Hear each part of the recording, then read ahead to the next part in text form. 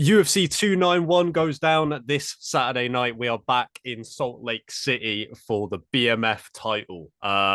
Didn't see this one coming for quite some time, but as we were just discussing, this is one of the pay-per-views we've got this year where all of the main card fights are actually interesting and worth talking about. Some great matchups on here to dive into. I guess we should start at the bottom of the main card with Michael Chiesa versus Kevin Holland, which is quite a strange one considering you've got a guy who used to fight at lightweight and a guy that used to fight at middleweight.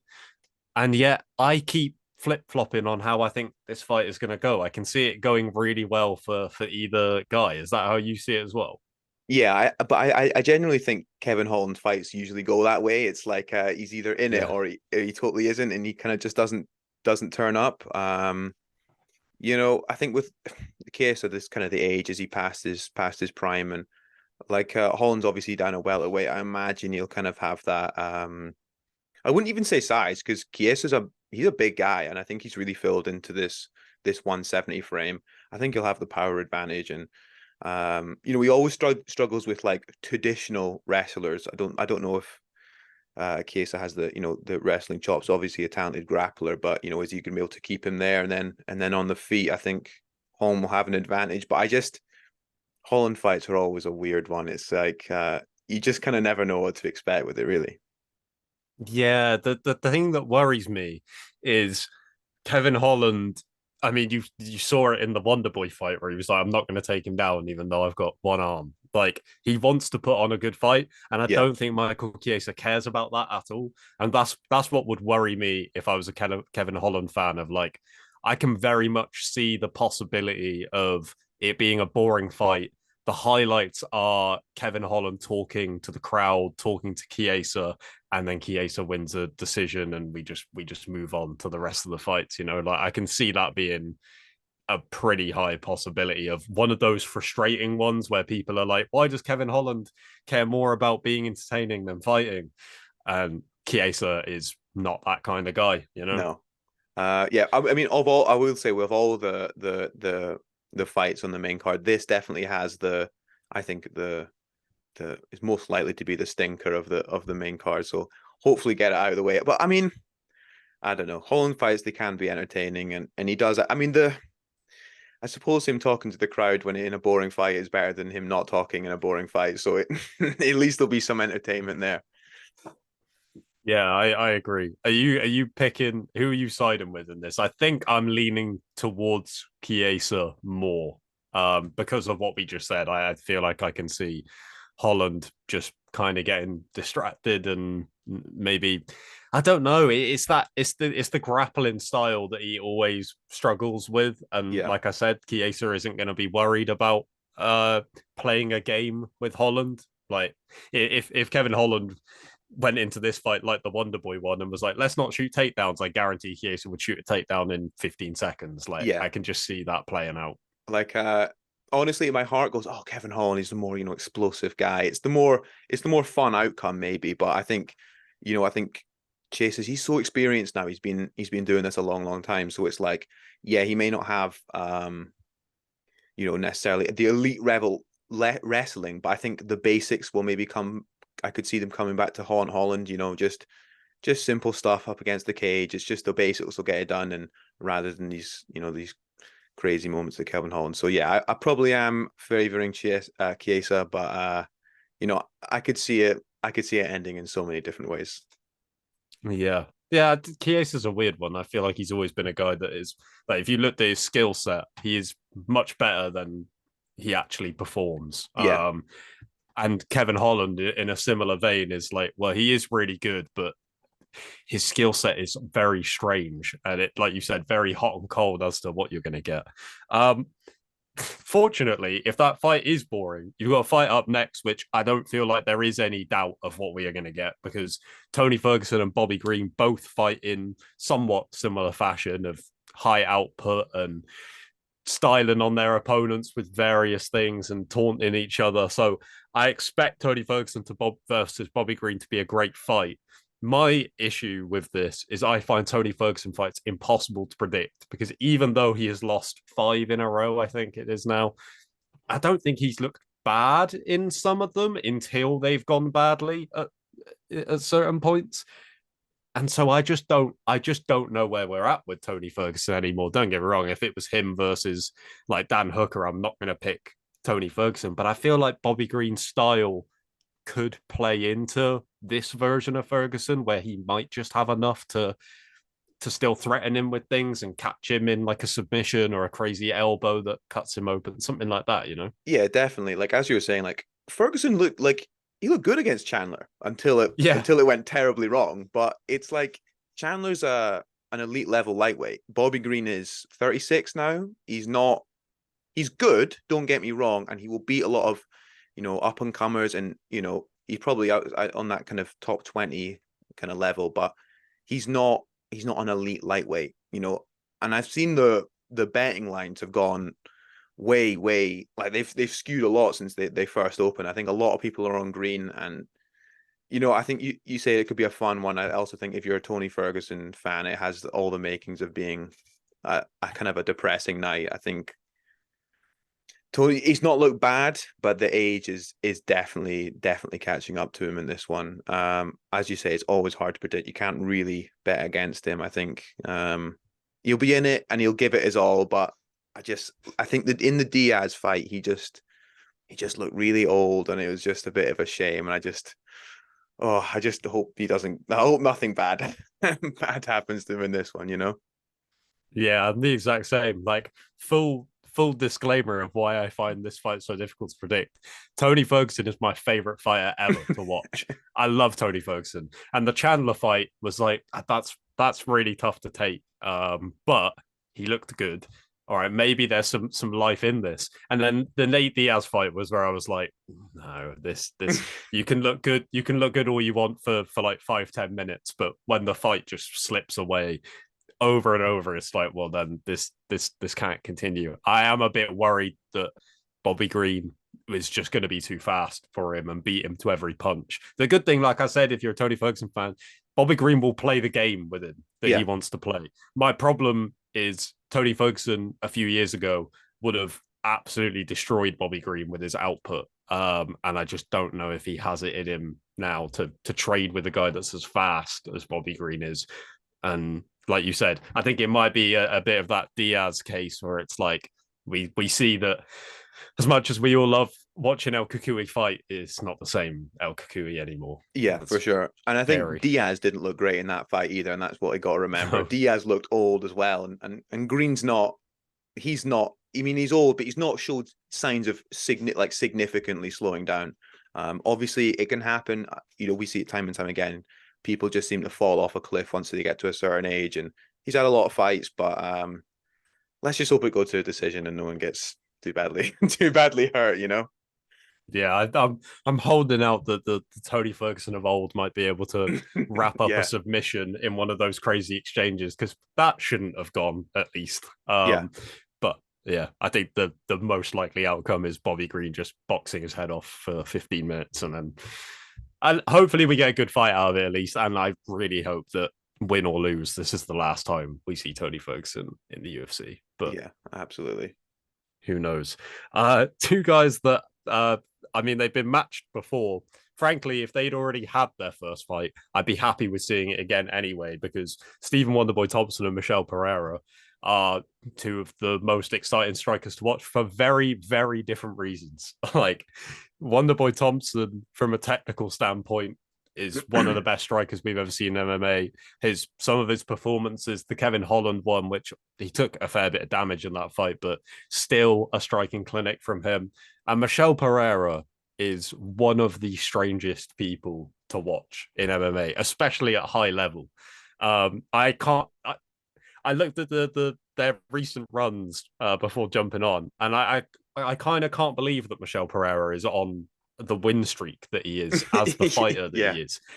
You almost expect him to be a Kevin Holland type where he wins two and looks amazing and then has two where he doesn't. But he's on a pretty good win streak. I don't know how well that style does against a guy like Wonderboy who has done this so many times of taking out guys that look exciting and making it look easy. yeah, definitely. And I think with Thompson, it's like again, he is getting older, like the guys in the other guys in the fights. But I just think he's showed that he can do it unless you are an elite. I would say an elite grappler and an elite wrestler. If you're on the feet with him and you play that game, he will make you look stupid and he will beat you. Like he's not. He's got such the fundamental skills that he possesses. He's not going to lose them over time. And I think what you're saying, Pereira's like almost like a Kevin Holland, where maybe he plays the game a bit too much. Gets a bit too involved emotionally. And if he does that, and if he's just starting to think, "Oh, I'm going to prove I'm the better striker," like I see, Thompson shutting him out. To be honest, but Pereira's exciting. He's powerful. He's a big welterweight. If you ever see photos of him with training with other guys, he's a very big guy and very explosive. He's still only 29, which I find bizarre. That's lies. I don't believe that for a second. Yeah, honestly, he's had what, nearly I think 30 something fights. And he's been in the UFC for a fair time now. Maybe coming to his own, but yeah, I think if Pereira turns up and he tries to play the striking game, one, it'll be fun because he can pull some pretty crazy stuff out the bag. But two, I think that Thompson will play right into his hands, and I think he'll get it done. Yeah, for sure. I think that maybe this is just because of the Anthony Pettis knockout. There's like a small part of me that is like maybe Pereira has such a strange style that he might be able to catch Wonderboy with something he doesn't see coming. But Yeah, it's a small possibility. I feel like it's just a really good matchup for Wonderboy to show that he's still really good despite however old he is. I suppose there's the potential of Michel Pereira mixing in takedowns. He has done that quite a bit more in the last few fights, but like if you look at the wrestlers that Wonderboy has lost to, they're like elite yeah, wrestlers. They're not just guys that can do a bit. So I don't see that being that much of a danger either.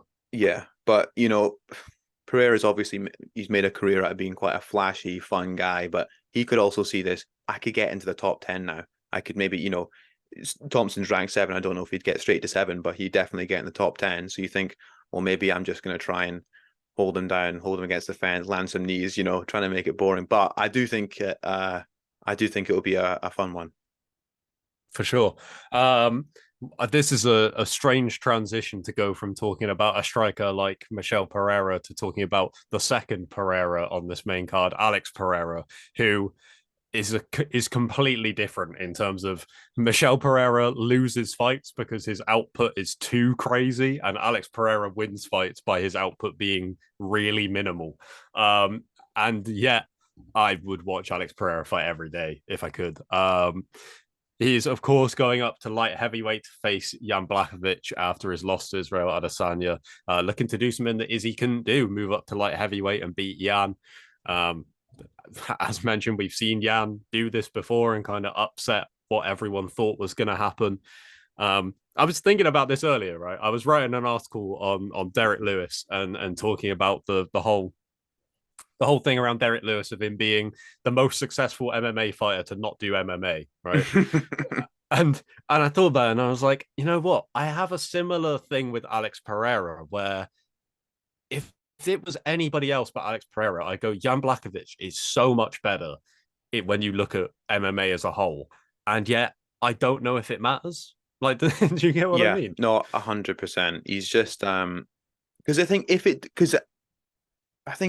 Blachowicz, it will stay on the feet, not just. I don't think he's going to be shooting a double in the first 15 seconds. And Pereira is just, he's so dangerous. And it's like, when you take it, like, he's not just like a high level striker in MMA. He's an extremely high level kickboxer. He's got great fundamental boxing skills as well, and hits like an absolute, like, he's a freak of nature. Do you know what I mean? Fundamentally sound. Maybe you'd think that he's obviously been stopped 3 months ago pretty dramatically. Maybe the chin's a bit not recovered, but he's going up in weight. That could help it. Yeah, it's just you can never really count him out. Like, you consider that Izzy fight, Izzy's had so much more experience in MMA.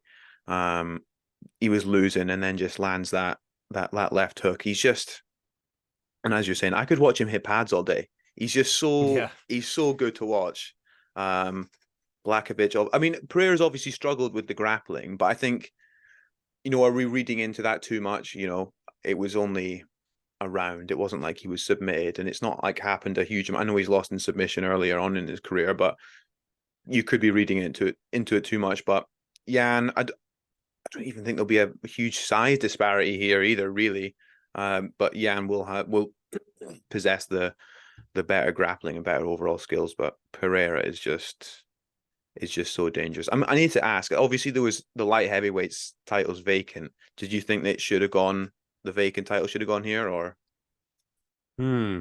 Um, I thought they were going to do it. So did And I. I wouldn't have been mad at it because I think that this fight deserves 5 rounds. Like that's my only. I don't really care so much about the title because whoever wins is going to fight Yuri Prochazka regardless, right? Mm-hmm. So I don't think putting the title on someone really matters, and whether Yuri comes back for a vacant belt or to fight the winner, I don't think that really matters. I just thought it would be cool to get this fight over 5 rounds, so I expected it. I'm very surprised they haven't done it. Even an Honestly, I interim thought that would title, have you'd been, expect, because they chuck yeah. them about willy-nilly, really. So you just think they could have put something on it, but it wouldn't have added anything for me anyway. It's just such an Mm, intriguing matchup.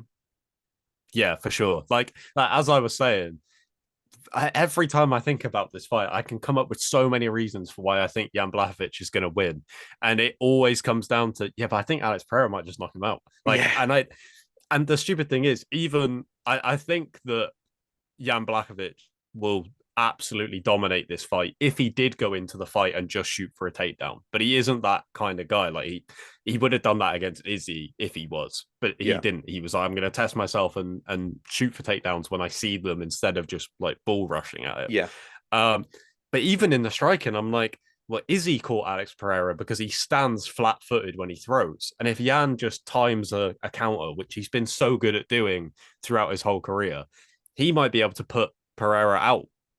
But I'm still just like, I don't know. There's an aura still about yeah. Alex Really, there Pereira is, that is like, I mean, the guy is 7-2. and yet which is crazy. I'm like Jan Blachowicz has so much more experience than him as well. But again, it just all boils down to I don't know if any of these things matter when you fight Alex Pereira because he's just that dangerous. Like I can just see it happening, and I can't explain why. You know? Yeah, I mean, as you were saying, Jan's a more than a competent striker and fantastic power himself as well.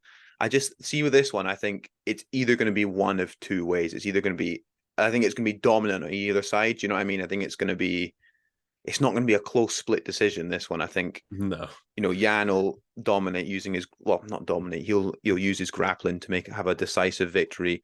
Maybe even catch Pereira. We don't know what the chin's going to be like, or Pereira just does what he does and just knocks him out, or but Pereira seems to have a lot of fanfare. People really seem to be interested in this matchup a lot as well. I've seen on Twitter. So yeah, super intriguing one. The bookies have it really tight, and decision, I think it's been split online as well. It's like, because Pereira is so inexperienced, you don't have as much to go on as well. We've not seen him in a lot of situations. Yeah, yeah, it's so interesting like that. But yeah, I agree with you in that Alex Pereira just I mean, like we've said, he just seems to get people interested in fights the way that other elite fighters don't, like you just he like I said, he just has an aura about him where you're like, I think he can pull this off. And if it was anybody else, I'd say no chance. Yeah, But yeah, he might do it. And also I like that Izzy and Pereira are kind of like they don't actually hate each other. They're cool and stuff like that. It's fun to see. But I'm also like Alex Pereira knocking out Jan Blachowicz. It makes that rivalry a lot more fun. So and then we also that get to see Alex Pereira versus Yuri Prochazka, which is and just that is the this one. disgusting matchup. Yeah, that is the one. Um, I think that fight, if that gets booked later on in the year, start of next year, will end up being one of my most anticipated fights of the whole year. Like, For sure. if I had to book a fantasy card for UFC fights, it would probably be right at the top of that. However, Dustin Poirier versus Justin Gaethje 2 would also be on that list of dream fights for a dream UFC card because their first fight in 2018 is I watched it back the other day and it's still outrageous. Like, even though we've watched these guys compete for 5 years after that one, I still can't believe what they put each other through on that night. Um, and I find this one really difficult to call in a similar way, maybe to the Yan and Pereira one, where I'm like, I think I give Dustin Poirier a lot of advantages over Yeah. Justin Gaethje, but that's the kind of guy Justin Gaethje is. He doesn't need too many advantages because the ones he's got are fight ones that win you fights. Like that, I find it so difficult to watch the first fight back and say, well, how does that play into how this one goes? Because it was so close. Poirier looked like he was about to break Yeah. until he landed that shot and finished him. Like it felt like it was slipping away and was almost over. And I think we're going to get that again. I think we're going to get another one where it feels like either guy is about to win at any moment. Yeah, 100%. Like, as you say, initially, I think Poirier probably technically a little better. I think he has a little more to offer, and in the jiu-jitsu, but they're both decent grapplers. I don't think the grappler, like wrestlers. I don't think the wrestling is going to play a huge factor. I'd give Poirier an up in the jiu-jitsu, but it's not like Poirier doesn't get clipped. He gets clipped. He gets involved in these wars, and Gaethje does hit hard, and he can finish. But yeah, I just when you really there's just so many opportunities for these guys to win. I think in this one, I think there'll be when people there's loads of fighters that go, oh, I'm going to come for war. Da da da da. These guys actually will. They will have it out. So it kind of really when it becomes like that and one of them isn't trying to game plan and play it safe, and it really is a coin flip at that point. It's who lands first and who lands hardest, really. But oh, man, it just has all the makings for an absolutely fantastic one. And the BMF thing, it's totally unnecessary. I would have watched it regardless. It has all the makings for an absolute classic. Yeah, I totally agree. The only thing that I can think of, because I agree with you, I just don't know whether like pre-fight predictions and things like that go out the way as soon as the first guy lands a big shot, Yeah, right? The only thing that I can think to look into is I would say that Justin Gaethje after the Poirier fight is when he kind of went away and came back. Still, I think the same Justin Gaethje, but just slightly more refined. And I don't know whether I would say I've seen that kind of improvement from Dustin Poirier in that time. I think he's still that guy that fought Justin Gaethje in 2018. Of course, a few things have changed, but he got a submission against Michael Chandler. We haven't seen him get a submission in quite some time. And obviously the fights with Conor, I think the interesting point there is the leg kicks, because that was Justin Gaethje's best weapon against him in 2018. So there's little things. And like I said, I think Justin Gaethje is better than that version that fought Gaethje, much better even. But Dustin Poirier has still competed at a high level ever since that fight. So it's not like he's dropped off at yeah, all. And so it's just so difficult to call. And I agree with you that this fight doesn't need the BMF. I think the interesting thing, and you might be able to answer this. I'm sure, like me, you have friends that dip into the UFC now and then. They hmm don't watch every card or anything like that, but they might see a tweet or something and go, "Oh, that guy's fighting. Oh yeah, I'll check that out." I feel like even my friends who are like that go, "Oh, Dustin Poirier's fighting Justin Gaethje again. Yeah, I'll watch that." They don't go, "Oh, I'm not bothered." And you go, "Oh, it's for the BMF title," and then they're like, yeah. "Oh, I'm in."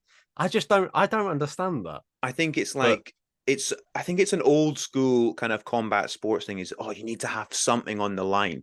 Like even for yeah, the Conor Mayweather one, the WBC, they always make these stupid belts so they can get a bit of money for it. But you know what I mean? It's like they've always got to have something on it.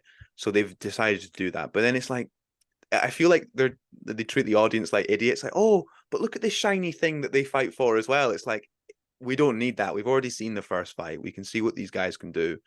Um, but like honestly, like see with the Gaethje's last fight against Fiziev, I didn't think like he got caught a lot early, and I don't think he was like. I know he made the adjustment, and Fiziev apparently doesn't know how to defend a jab or something like that. But with Gaethje, I think he does the basics well. He's a decent boxer. Obviously showed off his jab. His leg kicks are insane, good durability, but I just think he doesn't have a lot of variety in it. And I think Poirier might be able to kind of, as it goes on, kind of start to figure things out, get the reads. Because yeah, I don't know. I think it does turn into a boxing match with the occasional leg kick and maybe an elbow, but I don't know. Honestly, if it's over like in one round and it's like like a Hagler Hearns thing and it's just over so quickly, I could see that. Yeah, I like, as you were saying, like they go out the window, like, oh well, he does this a little better, and Poirier maybe his combination striking's a little better. I think it all doesn't really matter at the end of the day. They're going to go in and it's going to be kind of yeah. I just think it's going to be. You always think like. I don't think it goes 5 either at all. I think one of them gets it done pretty quick. But there's loads of fights that you go, oh, this is gonna be good. But I'd almost put the house on it that this will be a good one. Yeah, I've never seen Justin Gaethje. I don't think Justin Gaethje would allow himself to do that. So I Yeah, feel like I know that this is a thing where people go, "Oh, but this guy, you got to bet on this guy. He always brings it." But I've never felt safer in that pick than Justin Gaethje. Interesting the physique point, because I felt like the Chandler fight, he could have made that look a lot easier than he did. He did get into a brawl with him a yeah, lot. I don't know if that was because he felt like Chandler's so explosive that it would just wear him out. But the physique fight, like you said, it was a tough round, the first round, and then he kind of adapted things a little bit and kind of not took his foot off the gas a little bit, but just a little bit more calculated. yeah. And No shot as much takedown. as yeah, Do you know what I mean? yeah, So yeah, it's like, true.